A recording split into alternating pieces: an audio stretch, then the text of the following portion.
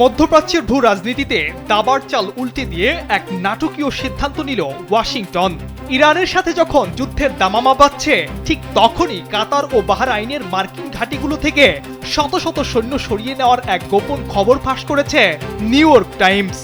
সাধারণত কাতারের আল উদেইদ ঘাঁটিতে প্রায় 10,000 মার্কিন সেনার বিশাল বহর থাকে। সেখান থেকেই আচমকিকভাবে সেনা প্রত্যাহারের এই সিদ্ধান্ত কপালে ভাঁজ ফেলেছে বিশ্লেষকদের। বাদ পড়েনি বাহরাইনও, যেখানে মার্কিন নৌবাহিনীর দাপুটে পঞ্চম নৌবহরের প্রধান কার্যালয় অবস্থিত।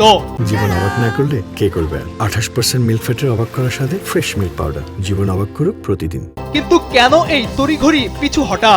পেন্টাগনের এই সিদ্ধান্ত কোনো রুটিন মাফিক বদলি নয়, বরং তেহরানের সম্ভাব্য পাল্টা আঘাত থেকে বাঁচতে এটি একটি কৌশলী পিছুটান। সাধারণত কাতারের আল উদেইদ ঘাঁটিতে প্রায় 10,000 সৈন্যর বিশাল বহর থাকে, আর বাহরাইন সামলায় মার্কিন পঞ্চম নৌবহরের গুরুভার। কিন্তু শুক্রবারের এই আচমকা সেনা প্রত্যাহারের ঘটনা পুরো অঞ্চলের সামরিক সমীকরণ বদলে দিয়েছে।